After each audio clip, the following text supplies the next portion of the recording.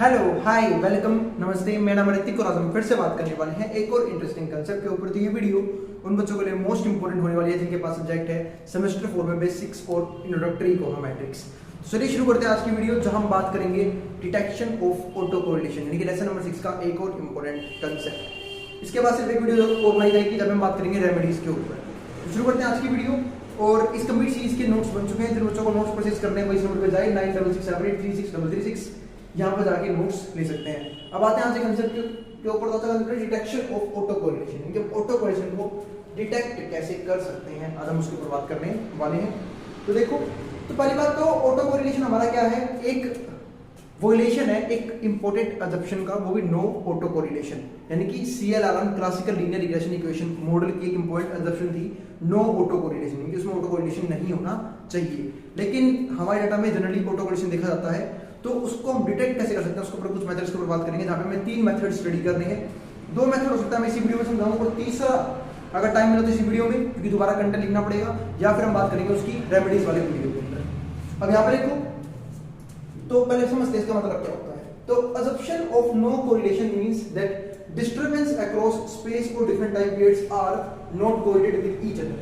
इस बात का मतलब ये है कि जो हमारा इंपॉर्टेंट assumption था ना नो ऑटो कोरिलेशन, इस बात का मतलब ये है कि जब हम अलग अलग टाइम पीरियड के अंदर सेम डाटा सेट को कंपेयर करने की कोशिश करते हैं तो वो आपस में किसी भी तरह से कोरिलेटेड नहीं होने चाहिए, यानी कि टाइम की वजह से कोई भी 2 डाटा आपस में कोरिलेटेड नहीं होने चाहिए। इसी को हम क्या बोलते हैं, नो ऑटो कोरिलेशन।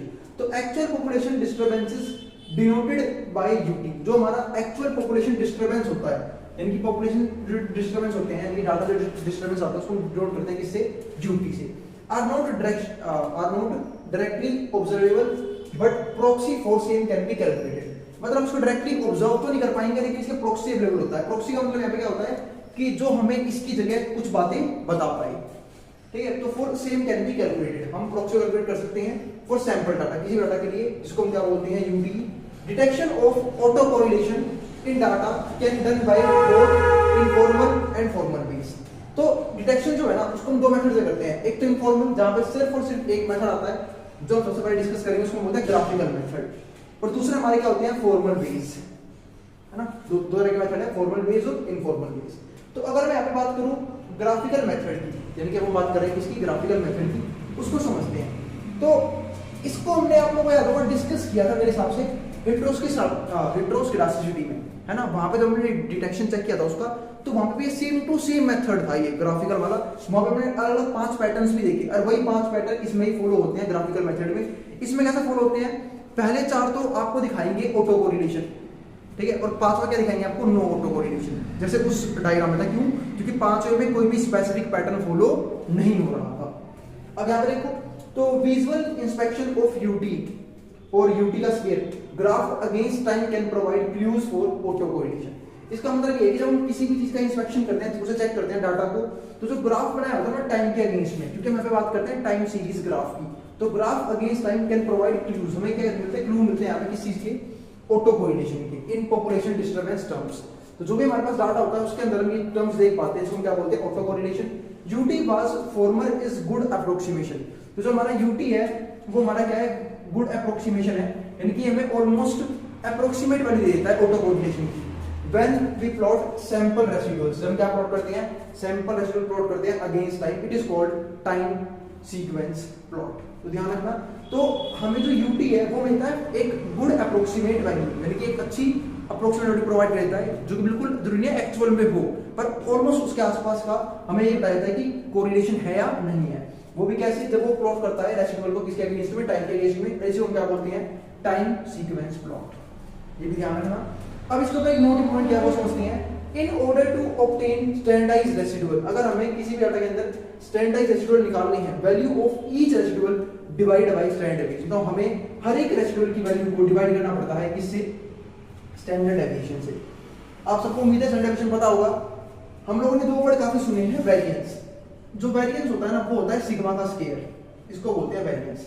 तो अगर मैं यहाँ पे बात करूं एसडी की, स्टैंडर्ड डेविएशन की, तो वो होता है अंडर द रूट वेरिएंस, यानी कि मैं इसे एक टाइम के लिए क्या सकता हूं कि बराबर होता है sigma.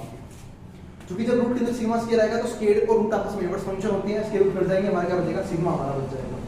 Of residuals standard error of regression. तो हमारे से क्या निकलता है, residuals standard error of regression, इससे हमें मिलता है standard error of regression. The standardised residuals are denoted by, तो देखो ये रहा फॉर्मूला हमारा UT divided by variance, standard deviation. देखो वेरिएंस नहीं लिखा हुआ, स्टैंडर्ड डेविएशन, क्यों? क्योंकि ये सिंबल किसका होता है, SD का, ये होता है वेरिएंस का। The standardised residuals have zero mean unit variance. अब ये ध्यान रखना, अगर आपका स्टैंडर्डाइज्ड रेसिडुअल अगर 0 आया है, इस बात का मतलब क्या है कि यूनिट वेरिएंस है, यानी कि वेरिएंस यूनिटी है, 1 है उसकी वैल्यू। अब आते हैं दूसरे टेस्ट के ऊपर। तो ये हमारा फर्स्ट टेस्ट था, अब है हमारा है रन टेस्ट। तो रन टेस्ट क्या होता है वो समझते हैं, इसको समझेंगे इस वीडियो के अंदर। अब ये देखते हैं, तो test attempts to discern pattern of in residuals. तो यहाँ पे हम पैटर्न को समझने की कोशिश करते हैं, वो भी किसके, रेसिडुअल के, बाय नोटिंग देयर साइंस। कैसे, उनके साइंस को नोट करके। हम दो साइन यूज करते हैं, एक पॉजिटिव एक नेगेटिव। देखते हैं आगे। It is a non parametric test. ये हमारा एक नॉन पैरामीट्रिक टेस्ट होता है कि जहां पे कोई भी किसी भी तरह का पैरामीटर यूज हम नहीं करते, नॉन पैरामीट्रिक टेस्ट बोलते हैं इसे। Also known as GRE test. Steps involves in run test. तो अब जो स्टेप्स है वो क्या, कौन से रन टेस्ट में वो देखते हैं। तो उसमें फर्स्ट स्टेप हमारा क्या है, first step is not to run a regression model using OLS and obtain the residual. इसका मतलब हमें किसी भी तरह का रिग्रेशन मॉडल नहीं बनाना है, OLS को यूज करके हमें निकालना है सबसे पहले रेसिडुअल। हम रेसिडुअल निकालेंगे, इसमें क्या बोलते हैं, UT। और याद रखना रेसिडुअल का ही नाम हमारा क्या होता है, कहा गया स्टैंडर्ड एरर ऑफ रिग्रेशन। मतलब जो भी हमारा रिग्रेशन के अंदर किसी भी तरह का स्टैंडर्ड एरर आता है उसको हम रेसिडुअल बोलते हैं। अब जो हमारा दूसरा पॉइंट है, residuals are arranged according to time. हम रेसिडुअल को टाइम के हिसाब से लगाएंगे, यानी कि जो रेसिडुअल टाइम के सबसे पहले आया है वो पहले लगाया जाएगा, जो टाइम के सबसे बाद में है उसको बाद में लगाया जाएगा। तो हम इसे अरेंज करते हैं अकॉर्डिंग टू टाइम। तीसरा इंपॉर्टेंट पॉइंट है, number of runs found plus minus sign are counted. यानी कि नंबर ऑफ रन्स जो फाउंड हुए उसको हम काउंट करते हैं, प्लस माइनस के सिंबल देके are counted, where each run is defined as an uninterrupted sequence. और हर एक रन को हम डिफाइन करते हैं किसके अंदर, अनइंटरप्टेड सीक्वेंस। यानी कि ऐसा सीक्वेंस जो लगातार चल रहा है, इसको बोलते हैं अनइंटरप्टेड, मतलब बिना रुके, बिना टूटे। ठीक है, तो ये ध्यान रखना, अनइंटरप्टेड ऑफ वन सिंबल, जिसको क्या बोलते हैं, plus minus. Length of run refers to number of observations in it. तो जो लेंथ ऑफ रन होता है वो डिपेंड करता है number of observation in it, यानी कि जितनी फालतू नंबर होंगे उतने फालतू रन बनने के चांसेस होते हैं, जितने कम ऑब्जर्वेशन उतना कम नंबर रन बनेंगे, रन होंगे हमारे इसके अंदर, वो समझ लो आप। फोर्थ में क्या है, नंबर ऑफ रन्स। मुझे रन से तो मैच के रन्स याद आ रहे हैं। Number of runs in data indicates presence और अब्सेंस ऑफ ऑटो कोरिलेशन। तो जो नंबर ऑफ रन्स है इन डाटा को इंडिकेट करते हैं क्या, presence and absence of auto correlation. यानी कि बताएंगे कि भाई ये बताएंगे नंबर ऑफ रन्स कि हमारे डाटा के अंदर ऑटो कोरिलेशन प्रेजेंट है या अब्सेंट है। Of auto correlation if there are too many runs, suppose करो हमारे पास बहुत सारे रन है, मतलब यहाँ पे हमारे पास टू मेनी रन्स हैं, तो जो हमारा ऑटो कोरिलेशन होगा वो है पॉजिटिव ऑटो कोरिलेशन। और अगर कम रन है तो क्या होगा, नेगेटिव ऑटो कोरिलेशन। जैसे आप लिखा भी हुआ है, there is a positive correlation among residuals. Residual के बीच में क्या होगा, पॉजिटिव कोरिलेशन होगा। If there are too few run, तो ये बहुत ही कम रन है डाटा के अंदर, then it is a indicate negative correlation. तो क्या शो करेगा, नेगेटिव कोरिलेशन। इन सारी बातों को ध्यान देना। अब जो हमारा फिफ्थ पार्ट है इसका आखिरी, let n1 and n2 are number of plus symbol and minus symbol. यानी कि हमने n1 को माना प्लस का सिंबल, n2 को माना माइनस का सिंबल। देखो यहाँ पे वर्ड लिखा हुआ है respectively. And r denote the number of runs, और r को क्या दिखा रहे हैं, नंबर ऑफ रन्स। तो अंडर नल हाइपोथेसिस, तो अगर हम बात करूं नल हाइपोथेसिस की, जिसकी हम बात कर चुकी हैं सिंपल लीनियर रिग्रेशन मॉडल के अंदर भी, और क्या था, मल्टीपल लीनियर रिग्रेशन मॉडल के अंदर। तो दोनों मॉडल्स के अंदर हमने नल हाइपोथेसिस की बात कर ली है, that successive residuals and independent no auto correlation and assuming n1 is greater than 10 and n2 is greater than 10। ये हमारी कंजम्पशन होती है। तो हमारा फॉर्मूला ये वाला बनता है। अगर हमें क्या निकालना है, इसका फॉर्मूला बनेगा 2n1 n2, नीचे बनेगा हमारा n1 प्लस में n2 प्लस में 1, लास्ट में 1 जोड़ोगे आप। ये वैल्यू निकालने के बाद आप फिर 1 जोड़ोगे।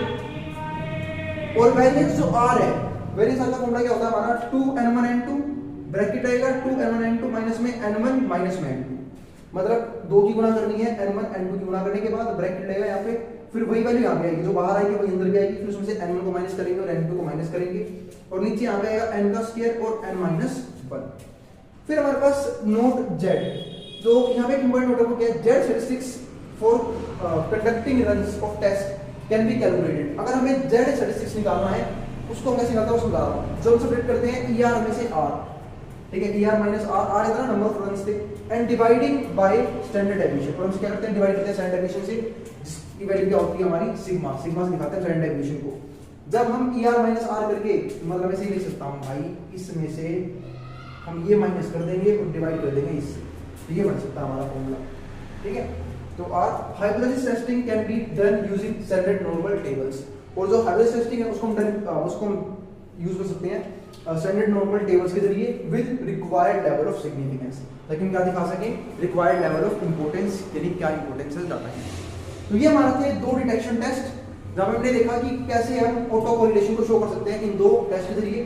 तीसरा और एक छोटा टेस्ट बाकी है, ठीक है, देखते हैं इस वीडियो में करवाऊंगा या नेक्स्ट वीडियो में। ठीक है, तो मिलते हैं वीडियो में जहाँ पे हम बात करेंगे इसके और भी इंपॉर्टेंट कंसेप्ट्स के ऊपर। तो अब इसको जो उतारना उतार सकता है मार्टन बोर्ड के सामने से, तो उतार लीजिए। और हाँ, वीडियो पसंद आए तो वीडियो को लाइक किया मत जाना और चैनल को सब्सक्राइब भी कर देना ऐसी वीडियोस के लिए। फिर भी किसी भी तरह की क्वेरी, किसी भी तरह का डाउट रहे जब नीचे कमेंट उसको कमेंट कर देना, मैं उसको रिजॉल्व करने की पूरी कोशिश करूंगा। मिलेंगे फिर अगली वीडियो में, उसको जो उतारना होगा